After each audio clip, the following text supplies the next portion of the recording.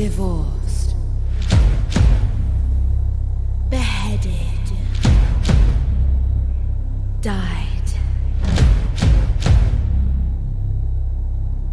divorced,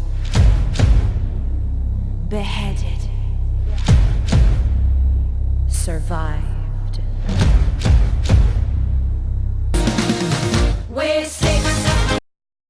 Hello everybody, my name is Kara, and today I am here to help announce the 6th musical Readathon. So McKenna from Mac Books is the one who had this idea, and she's the one who kind of gathered us all together, and each of us will be representing one of the queens. We have Hannah from Snow White Reader representing Catherine of Aragon, Brody from Et tu, Brody appearing as Anne Boleyn, Taylor from Page Screen Taylor representing Jane Seymour, and I am going to be representing Anna of Cleves. McKenna from Mac Books will be appearing as Catherine Howard, and Hannah from Lynn Hermione will be joining us as Catherine Parr. I will of course link all of their channels down below, except for Hannah. I will link her Instagram because she is currently most active as a Bookstagram account, and I will also put all of their announcements as soon as those are up. The Readathon will be running from November 8th through 17th, and I believe there's going to be a Google Doc that has all of the information about the challenges and the Readathon and everything, and if there is, I will link that down below. Otherwise, the information will just be listed in the description box. So now let's get into the challenges. Each of the queens came up with their own challenge to represent themselves, and before we get into those, we have kind of a bonus challenge or an underlying challenge. So because Six Musical is all about centering the lives of these women rather than Henry, which is who they're always tend to be connected with, we thought it would be a great opportunity to require or at least suggest that as part of the Readathon, you don't fill any of these challenges with books that were written by men. You can do women, you can do non-binary authors, any authors who do not identify as male. Of course, there are many male authors with wonderful books as well, but we wanted to use this opportunity to center stories that we don't always hear as much about. Number 1, for Catherine of Aragon's challenge, you're supposed to read the first book in a series. Number 2, for Anne Boleyn, you're supposed to read a scandalous book. So maybe that's a book with a plotline that involves a scandal, or maybe it's a book that hasn't gotten the best reviews, but you're still kind of interested in it, however you want to interpret that. For Jane Seymour, you're supposed to read a book with a strong mother or a strong maternal figure. For my challenge, Anna of Cleves, you're supposed to read a book featuring something that you love about yourself. Because Anna of Cleves is all about that self-esteem, and I love it. And this one, as with a lot of the challenges, is really open to interpretation. It can be an area of representation that you don't always see a lot, that you really see yourself in. You know, a book that makes you feel seen in that way.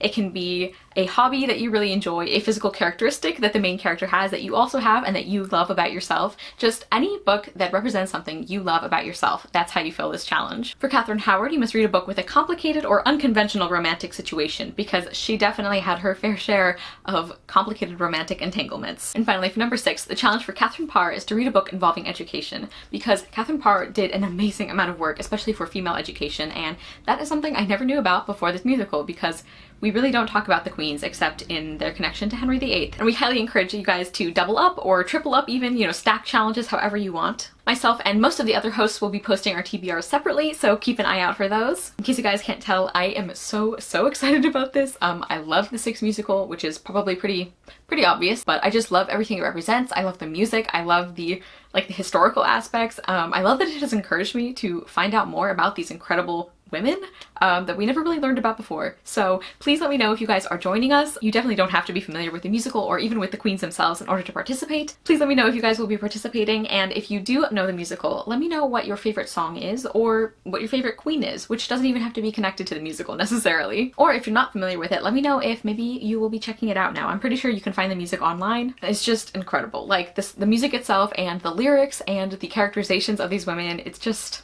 iconic, and I love it. Thank you guys so much for watching. I will see you soon with another video, and I hope you love the next book you read. Bye!